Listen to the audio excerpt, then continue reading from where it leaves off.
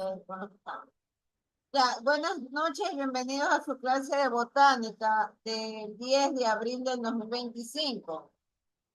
La clase anterior nosotros estábamos revisando el libro de Nabor y en el libro de Nabor nosotros estábamos viendo las funciones de la planta como tal. Habíamos dejado como tarea, o está todavía pendiente porque aún tengo un problema con la plataforma.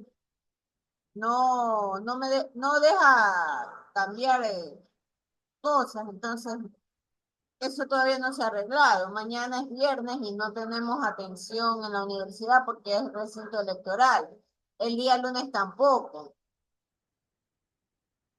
Imagino si en la virtualidad. El día martes ya se podrá restaurar esto.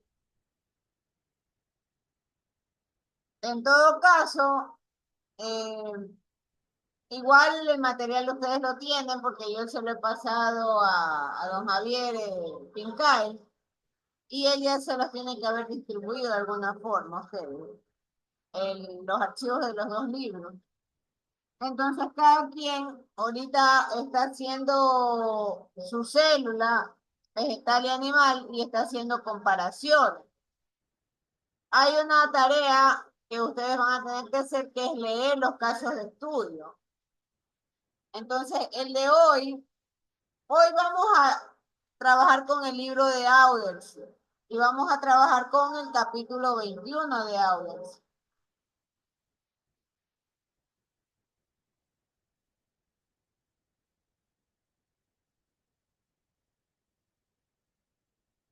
Entonces, el caso de estudio de Lauder, sí,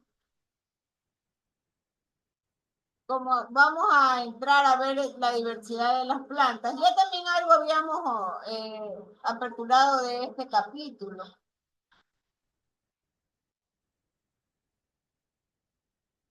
El caso de estudio de la reina de los parásitos, o también conocido como la flora pestosa, ustedes van a tener que leer. Y las preguntas que van a contestar son las siguientes, ¿no? Primero, ¿a qué especie o describir la especie a la cual se está refiriendo el caso de estudio de la reina de los parásitos? Y luego de describir la especie, ustedes tienen que mencionar cuál es el rol que cumple esta especie en la pirámide alimentaria. Son dos preguntas que deben de responder. Máster, disculpe, ¿puede repetir la primera? Es que no logré escucharla bien. Ya, la primera pregunta, describir a qué, a qué especie se refiere el caso de estudio. Primero es describirla. La segunda pregunta es, en la pirámide alimentaria, en la pirámide, ¿cuál es el rol de esta especie, de la especie del caso de estudio reina de los parásitos? Y obviamente el tercer punto es que tienen que hacer el resumen, ¿no? Tienen, Listo, Máster, muchas gracias. tienen que hacer el resumen.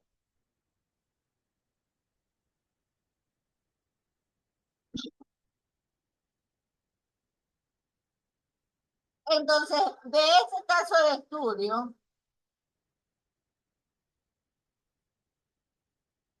ustedes también tienen las funciones de las plantas. Ya mismo vamos a entrar al ciclo de vida de ellas, pero ahora vamos a concluir ese tema. Y otra de las funciones es que las plantas captan energía. Y esa energía es usada por otros organismos. Esto habíamos tratado ya en las clases anteriores cuando decíamos que había la pirámide alimentaria y que las plantas son la base de dicha pirámide. También habíamos hablado o alguien había mencionado que la función de las plantas es mantener la atmósfera. Hay un punto también importantísimo que habría que añadir. Las plantas no solo construyen el suelo, sino que además le permite adquirir consistencia y evitar que el suelo se desmorone, porque las raíces normalmente trabajan en darle consistencia al suelo.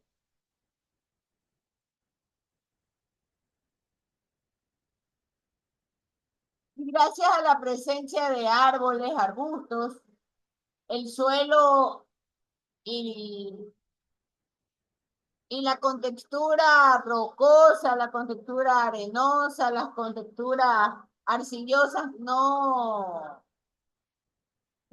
se deshacen como tal, ¿no? Entonces, gracias a las plantas, hay retención de agua en el suelo. Y así como hay retención de agua, también hay retención de nutrientes.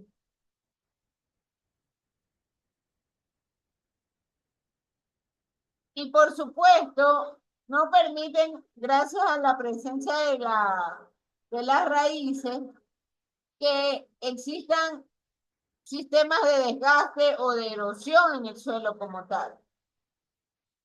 Finalmente, sí hay erosión causada por la naturaleza y podemos mencionar el caso de los vientos, ¿no?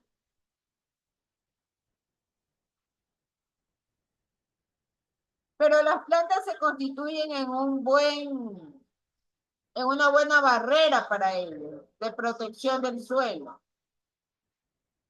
Porque pese a la caída de la lluvia, de la precipitación pluvial, pese a la caída del agua como tal, en las gotas de lluvia, el suelo no pierde su consistencia, porque nuevamente las plantas están de por medio.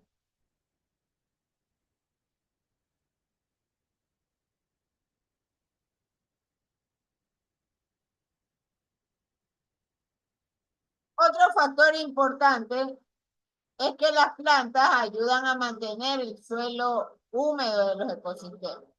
Ya de esto habíamos estado conversando días anteriores. De todas maneras, estamos revisándolo en el libro el libro de Audience.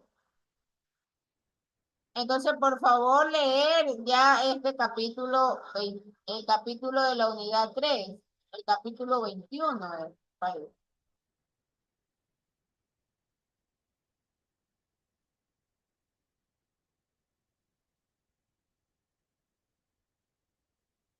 Estamos en el capítulo 21. Entonces, a más de lo que Nabor nos dice sobre las funciones de las plantas, lo completamos con Auders.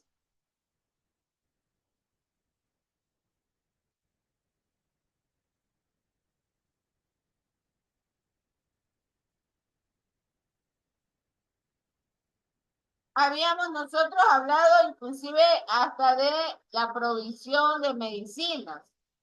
Con Nabors ya habíamos visto cómo muchas plantas presentan una serie de bondades con respecto a los beneficios que pueden darle a las demás especies. Y un punto adicional sería el placer visual, ¿no? Muchas personas se sienten regocijadas de admirar y contemplar los colores de las plantas, de las flores. Y entonces hay un valor adicional estético que ellos nos brindan a nosotros. Con respecto a la evolución, hay que mencionar que las primeras especies de las plantas son acuáticas y entonces esos son conocidos como algas verdes.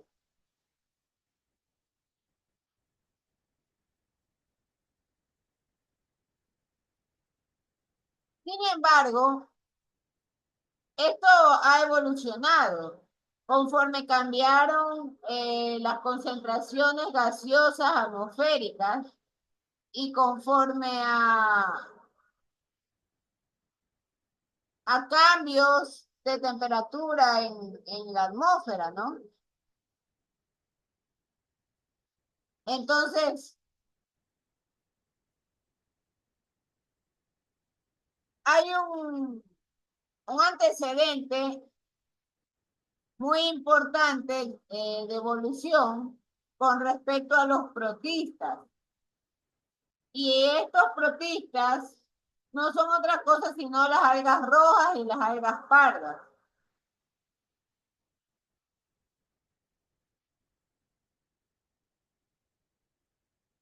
Entonces,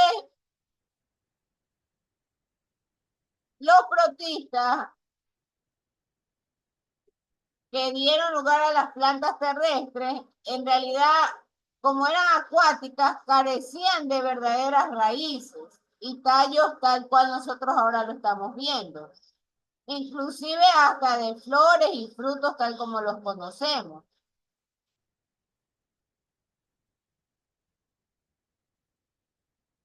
Y las plantas ancestrales habitaban en ambientes acuáticos.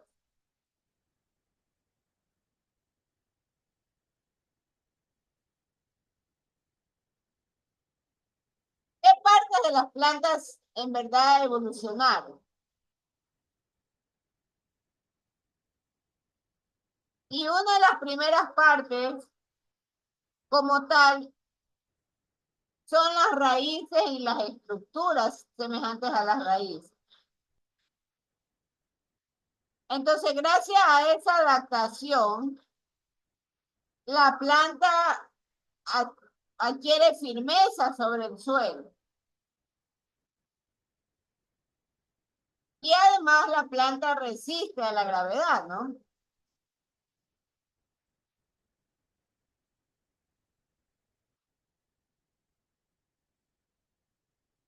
Otra adaptación importante es la cutícula. Y es una cutícula cerosa que reviste a las plantas. Y esa cutícula tiene una propiedad, justamente evitar que la planta pierda de golpe el líquido. Las plantas, tal cual las vemos, están sujetas a lo que se conoce como procesos de evapotranspiración.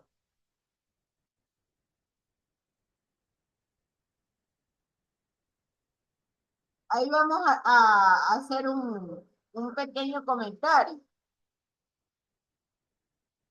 Entonces se hablan de procesos de evapotranspiración.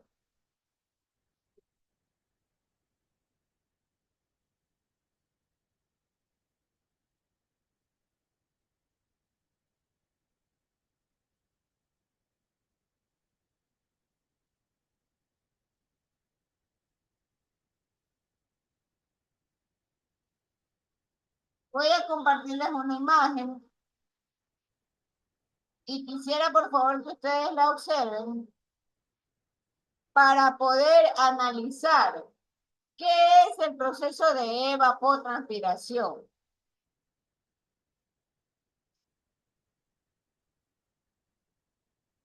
Voy a aumentarle más el tamaño.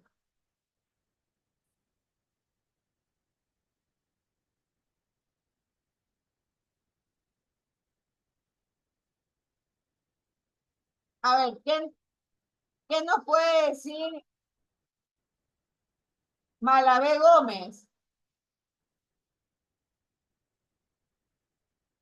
Malabé Gómez, Sí, dígame, máster. en función de la figura que estoy mostrando, ¿cuál sería la definición del proceso de evapotranspiración?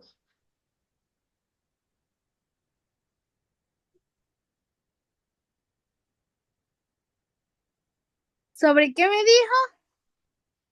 ¿Cómo definiría el proceso de evapotranspiración?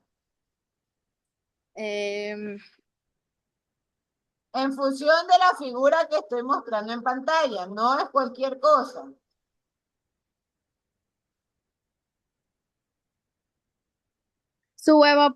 su evaporación, que sería sobre el agua. No, no, no, no, no. En- de acuerdo a la figura. Yo estoy compartiendo con ustedes una figura. Nada, no está prestando atención. Di más paredes. Di más paredes. Presente, Miss. En base a la figura que estoy mostrando, ¿cómo define la evapotranspiración? Bueno, como estoy observando la figura, la evotranspiración sería la combinación de dos procesos. Aparte de la lluvia que está cayendo en el suelo, la planta que se encarga de absorber esa agua y con el calor llega a evaporar esa agua del suelo. Y también la transpiración de la planta ayuda a que los suelos, el agua mojada de la tierra, la absorba y pase a transpirar por la planta.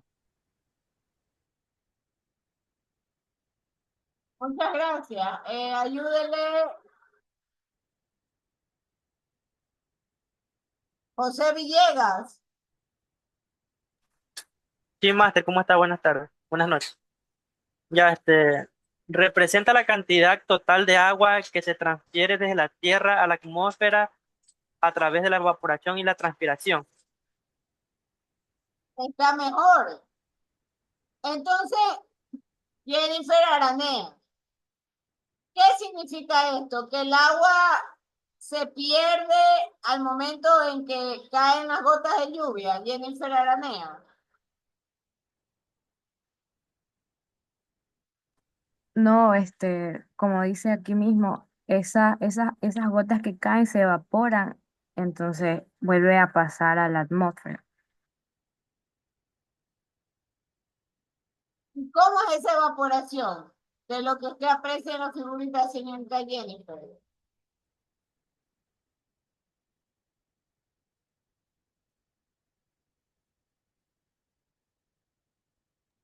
Se podría decir que es en forma como de humedad. Correcto, correcto. Entonces, allí hay varias cosas que analizar.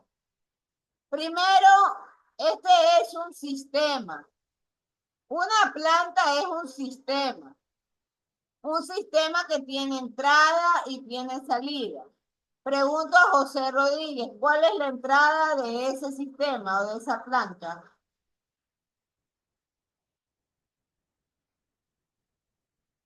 José Rodríguez,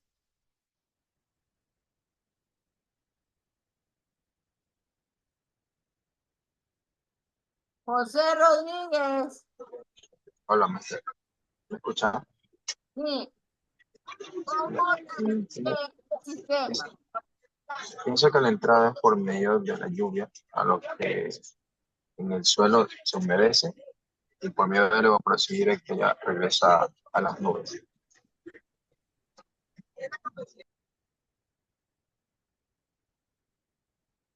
Entonces, todos los sistemas, y eso, este concepto es importante tenerlo presente,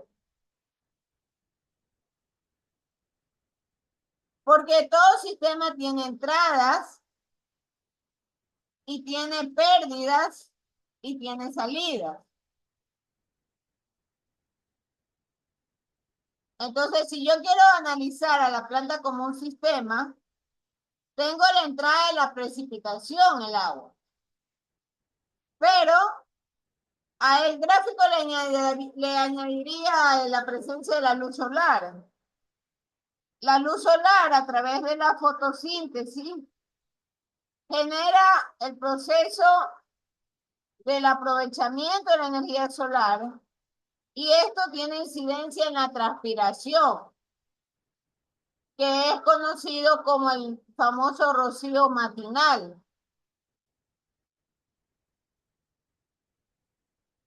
Y la planta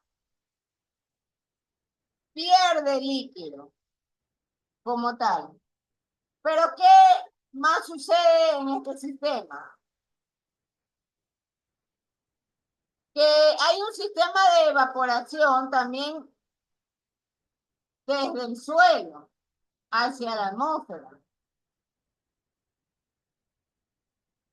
Y hay consideraciones de pérdida de líquido que se convierten en lo que nosotros conocemos como humedad.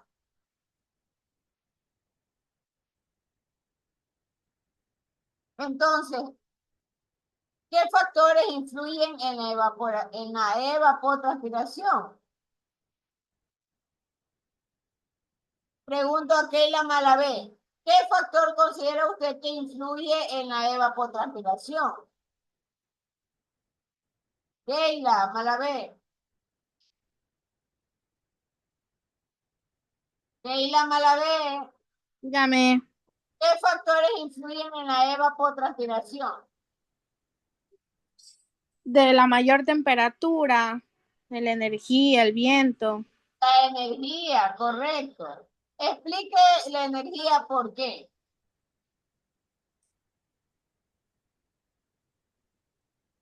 porque rompen enlaces de moléculas de agua.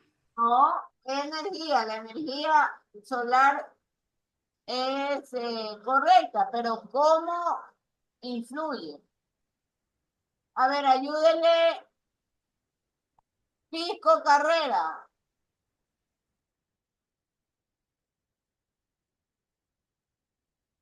Pisco Carrera.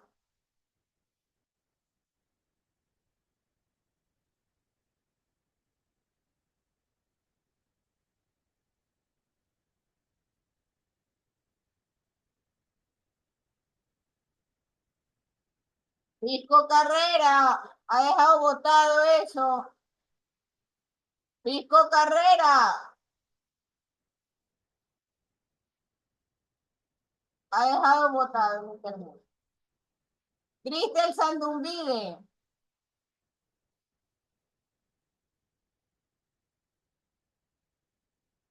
Cristel Sandumbide.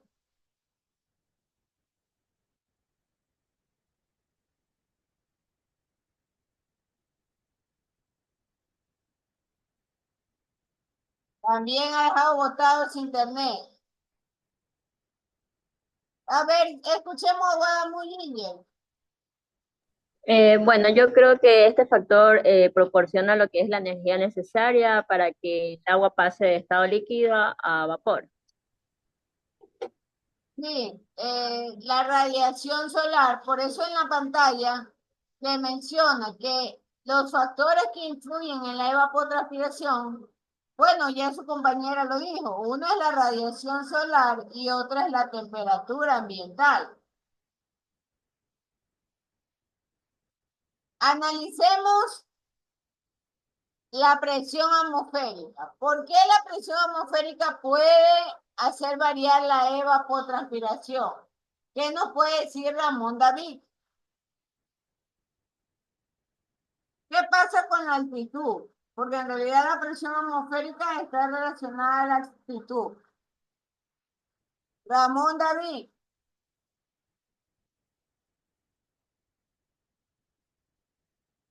Ramón David. Ha dejado botado el internet Ramón David. Carol Paredes.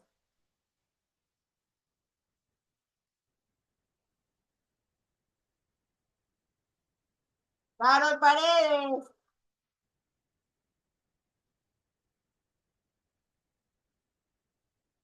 Farinango del Pozo.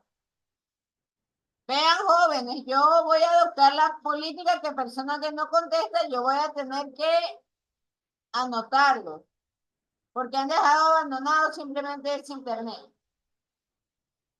Así no lo prenda el micrófono, usted puede escribir por chat. La cuestión es que tiene que dar señas de vida, de que está del otro lado de la pantalla. Si ustedes no dan señales de vida, yo lo que voy a hacer es anotarlo.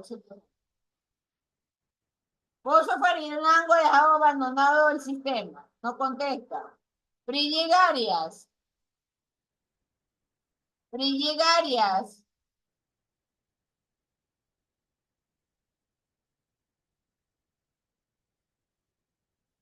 Brigitte Arias. Ha dejado abandonado Brigitte Arias también. Eh, Erika Jape. Buenas noches, mister, dígame. Buenas noches.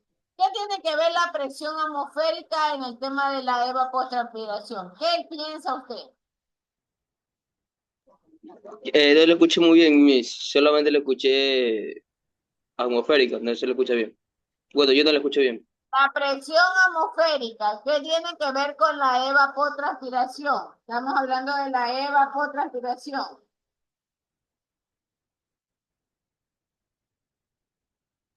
La presión atmosférica contra la evaporización. Así es, ¿qué tiene que ver?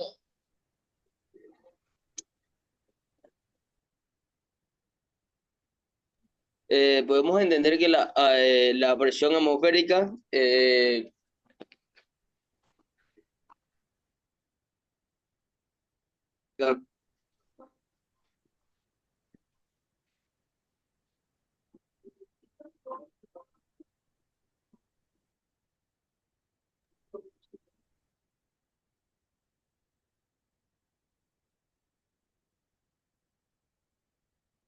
A ver, Ramón David, ahora ya dio señal de vida. Ramón David, lo escuchamos. Sí, mil disculpas, que lo que pasa es que no sé, me estaba fallando algo en internet. Bueno, usted me preguntó algo sobre la presión atmosférica en cuanto a la evapotranspiración, ¿no? Bueno, hablamos de la presión atmosférica y la baja presión atmosférica, ya que puede aumentar la tasa de evapotranspiración, ya que la gradiente es mayor que el viento y puede ser más fuerte. También tenemos la alta presión atmosférica, que puede reducir la tasa de evapotranspiración, perdón, ya que el gradiente de la presión es menor y el viento puede ser más débil. En un corto resumen, le tengo que la presión atmosférica es un factor importante en la evapotranspiración, ya que afecta la gradiente de la presión. Ah, mire, esto nos trae un ejemplo simple, ¿no? Cuando nosotros estamos en una montaña, la presión atmosférica está en función de la altura con respecto al nivel del mar. Y por supuesto, la humedad es mucho mayor que aun cuando nosotros estamos al mismo nivel del mar. Ahí hay una relación interesante con la presión atmosférica. Y esta es una característica o uno de los parámetros físicos a considerar. Y la presión tiene que ver con la densidad, con la gravedad y con la altura.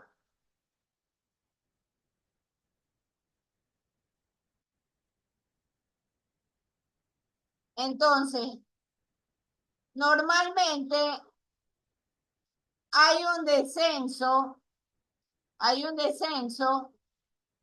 en los medidores de presión y ahí yo puedo decir que hay probabilidad de lluvias. Si es que hay un descenso en el manómetro o en el medidor de presión. Nuevamente, la presión tiene una ecuación que incluye valores como densidad, gravedad y altura. Y está fuertemente ligada al tema de la lluvia como tal. ¿Qué pasa con la presión atmosférica, por ejemplo, y la humedad?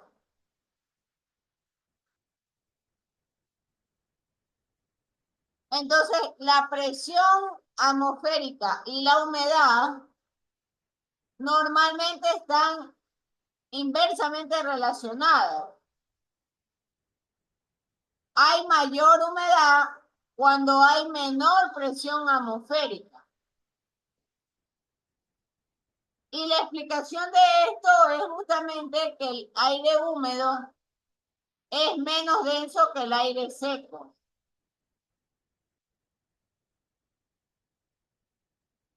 Entonces, en el fenómeno de la evapotranspiración,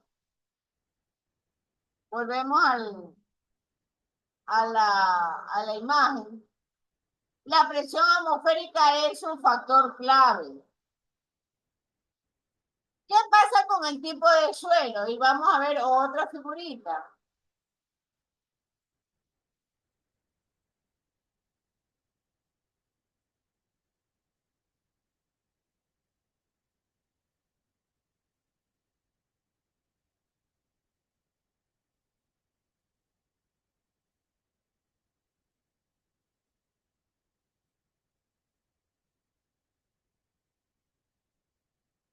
Vamos a ver otro dibujito con respecto a los tipos de suelo.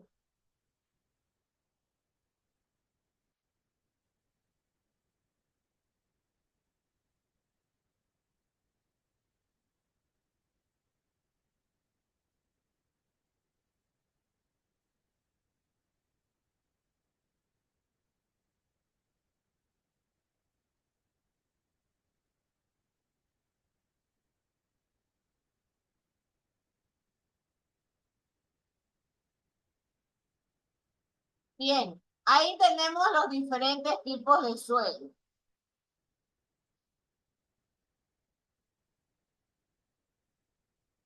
¿Cuál es la diferencia entre ellos visualmente? Pregunto a Ashley Andrade. Ashley Andrade, Bueno, podemos ver que el color es principalmente, todos tienen diferentes tipos de colores, perfecto. Uno, los colores. ¿Qué más? que algunos están cuarteados, otros tienen piedra, otros están algunos lisos. Gracias. ¿Qué más observa ahí Roger Alexander? Buenas noches. Bueno, De acuerdo al clima sería, o a la estación de cada suelo. no. Quiero que me diga qué observa usted en la figura. Claro, veo un suelo cuarteado, veo otro suelo de color más naranja o anaranjado, como se diga. Otro suelo más rocoso, otro suelo más denso, como más oscuro. Ya, ahí hacemos un paréntesis con usted. Entonces, el color rojizo que algunos ven está ligado al mineral, al elemento mineral presente. Al oro, ¿verdad? Disculpe. No, No. al hierro. Ok. Porque el hierro es el que le da una coloración rojiza al suelo.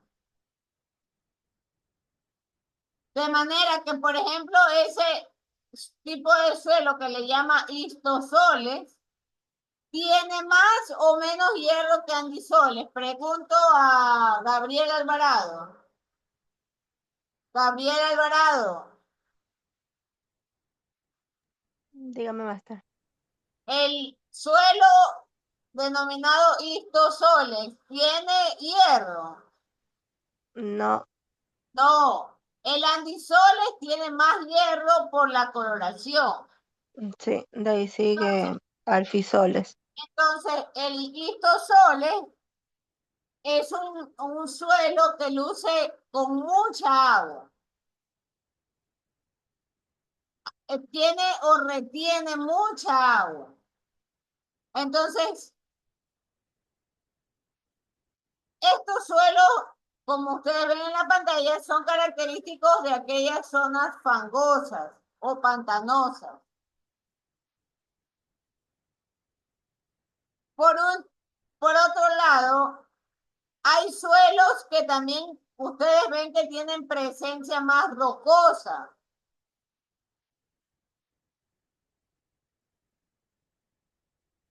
Y esos suelos que tienen un color diferente, como menciona el texto, tienen un color pardo.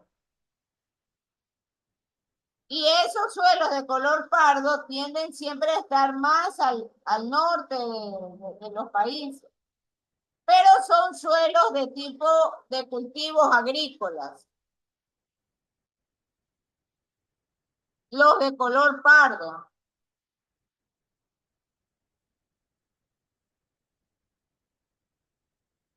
Hay también suelos que tienen aspecto más oscuro, color muy oscuro.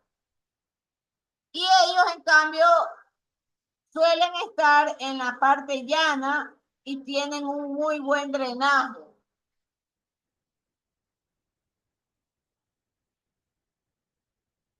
Entonces, pregunto, en la evapotranspiración, ¿qué función tiene el tipo de suelo?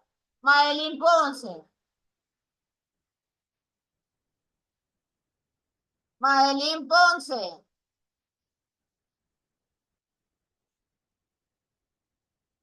Madeline Ponce ha dejado abandonada la conexión del internet. Madeline Ponce. Jaime Santana. Jaime Santana. Señores, en la siguiente clase voy a anotar quienes dejan botada la conexión. Así de sencillo y empezarán a perder puntos. Jaime Santana.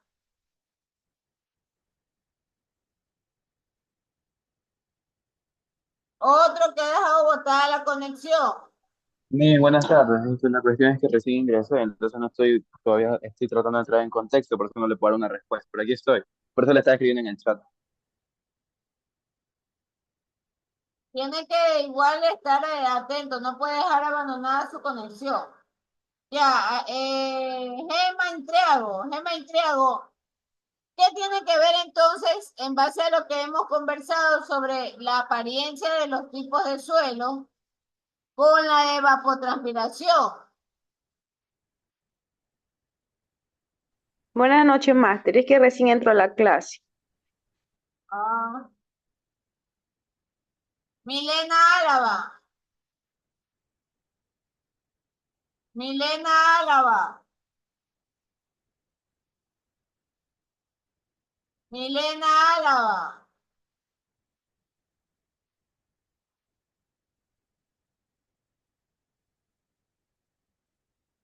Milena Álava.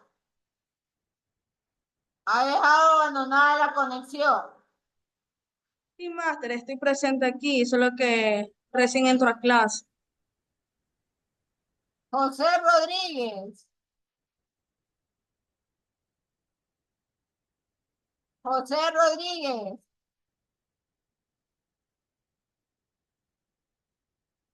José Rodríguez. Pero no la escucho nada, lo que pasa es que tengo mala conexión por las lluvias.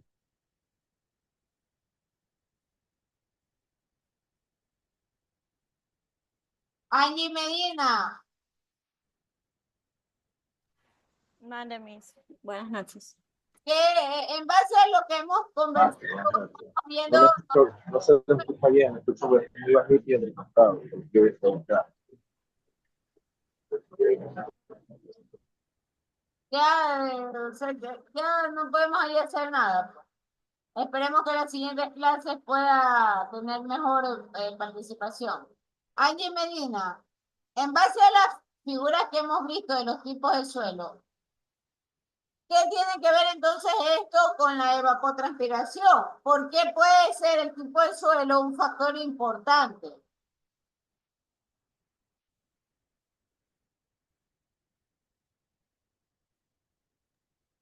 Ya, la relación que tiene la evapotranspiración con el tema de los suelos que usted presenta en las imágenes, eh, porque ciertos suelos, porque ciertos suelos de los que vimos tiene poca infiltración, baja humedad, por la retención.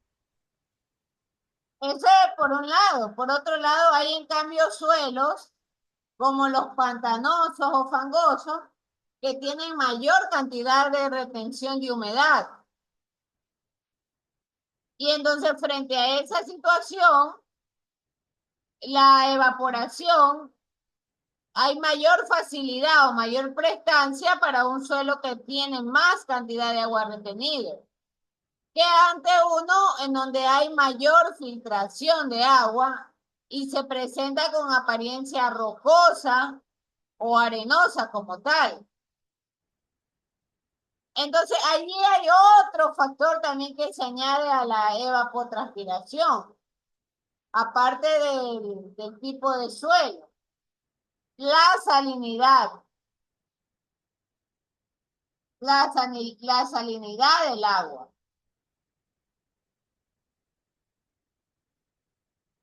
Entonces,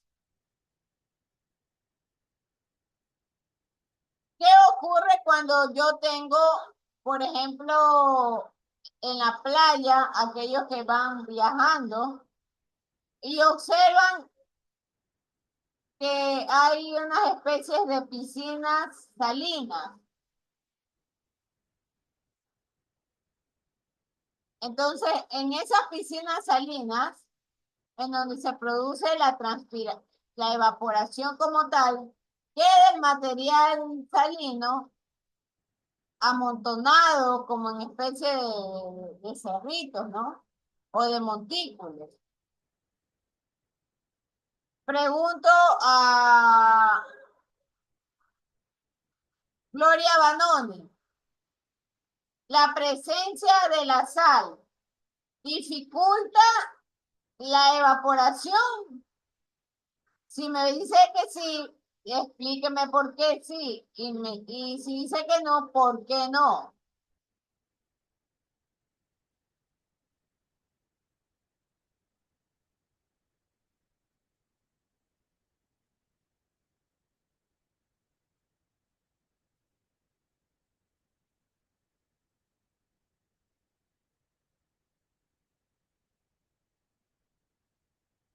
Disculpe, no le escuché bien. La salinidad del agua, la presencia de la sal, ¿cómo puede afectar la evaporación?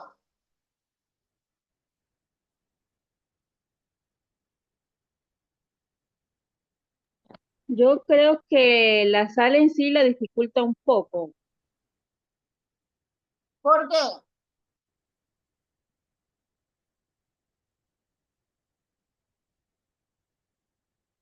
porque tal vez la sal como es sólida, se depositan, no sé. ¿Qué opina, por ejemplo? A ver, escuchemos a Sheila Márquez. Puede, o sea, sí la reduce porque disminuye también la evaporación que va directa al suelo y también dificulta la absorción que va o sea, del uso que se usa para las plantas, en ese caso, todo lo que tenga que ver con el piso. Entonces, la sal como tal efectivamente reduce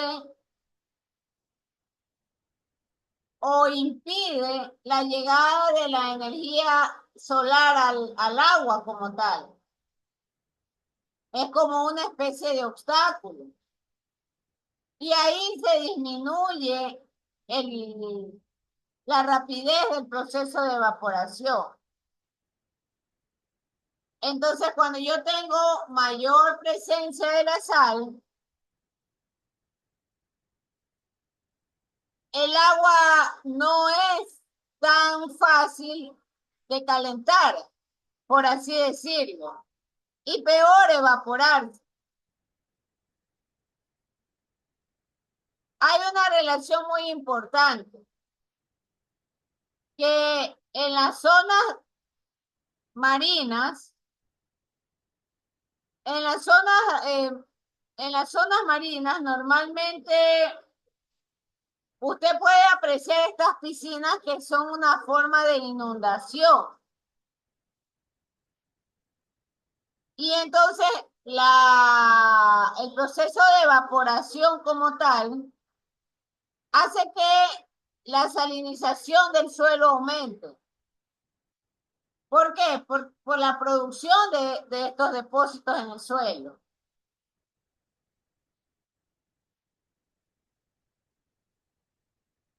Entonces, esa es la relación en realidad con la salinidad, que es otro factor importante de la evapotranspiración. Va a quedar de tarea que ustedes primero hagan una investigación sobre los tipos de suelo y sus características.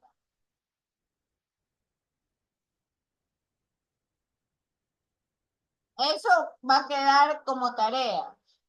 Y quedará también como tarea el que ustedes hagan un dibujo explicando el proceso de la evapotranspiración.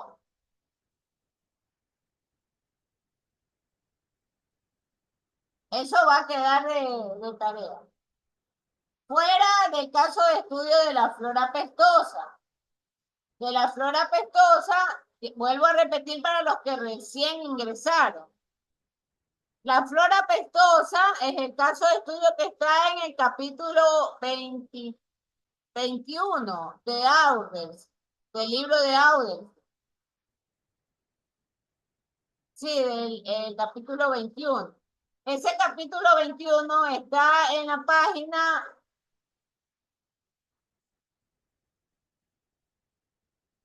385 del PDF del Auders. Entonces, es justamente esto, voy a volverlo a proyectar para los que recién entraron y que dicen que no saben, no. Esta es la flora pestosa. Van a leer ese caso de estudio y van ustedes a realizar un resumen de primera mano. Lo segundo que van a hacer es a identificar la especie y a describirla. Y el tercer punto del caso de estudio es indicar en la pirámide alimentaria cuál es el rol de esta flora pestosa. ¿Cuál es el rol? Bien, vamos a tomar la lista. Y enciendan las cámaras para poder yo tomar la foto de la clase.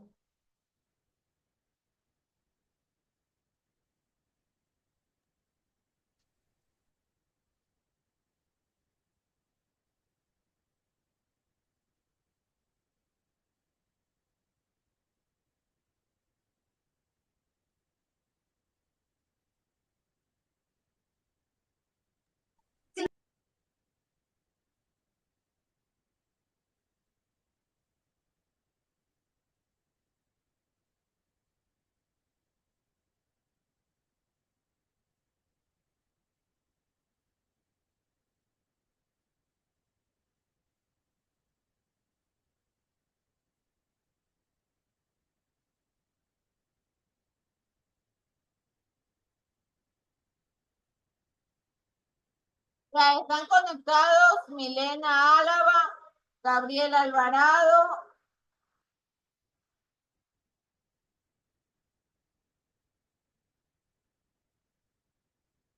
Andrade Brittany, Ángel Rivas, Angie Medina, Aranea Sancán, Aray Sánchez, Brigi Garias, Caja PL, Cristel Sandombide, Jessica del Pozo, Dimas Paredes, Erika Andrade, Gloria Banoni, Ginger Guadamor, Ricardo Olguín, Gemma Intriago, Jaime Santana, José Rodríguez, Lisette Cervantes, Malabé Keila, Marqués Sheila, Carol Paredes, Javier Pincay, Paulina Pisco, Madeline Ponce, Ramón David, Roger Cerezo, Solórzano Leonor, Yané Vergara, Villavicencio y Villegas José.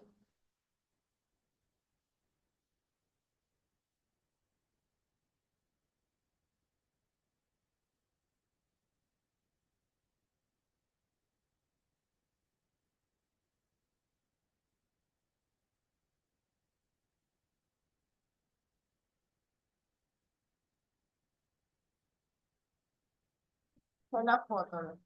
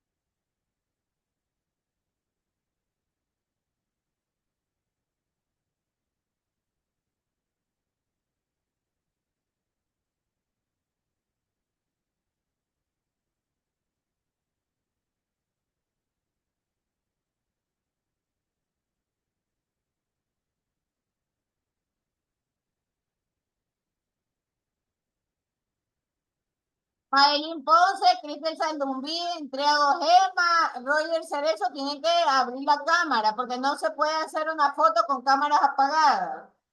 Yo les advertí eso en la política de curso. Tienen que tomar esa provisión. Tengo que tomar obligadamente una foto del curso. Fuera de la grabación, por favor.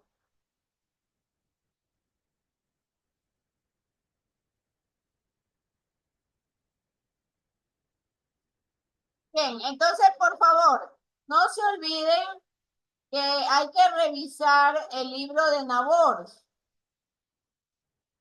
del cual hemos estado hablando. Y ahora hay que revisar el libro de Auders. El del Nabor, capítulo 1. Auders, el capítulo 21. Miss, Le escucho. Miss, una preguntita. Todos esos resúmenes que está enviando, todos son escritos. Todo es escrito, así es. Cuando la, Ah, pla- ok. cuando la plataforma ya se habilite, ustedes lo que hacen es escanearlo y subirlo. Todo es escrito, porque es la única manera que hay de que usted lea. Por favor, recuerde las faltas ortográficas. No soy profesora de ortografía, pero yo tomo en cuenta las faltas ortográficas. Ustedes van a ser profesores, maestros. Y no es posible que los maestros tengan faltas ortográficas al por mayor. ¿Qué le van a enseñar a sus pupilos? Entonces, ustedes tendrán que escribir y escanear. Cuidado, alguien presta los apuntes o el resumen a otro. Aun cuando se han escrito, siempre se observa lo que está escribiendo. No quiero yo copias exactas de lo que hay en el internet. Quiero sus palabras y sus resúmenes. Bien, vamos a hacer la clase. Muchas gracias y nos vemos la siguiente semana. Gracias.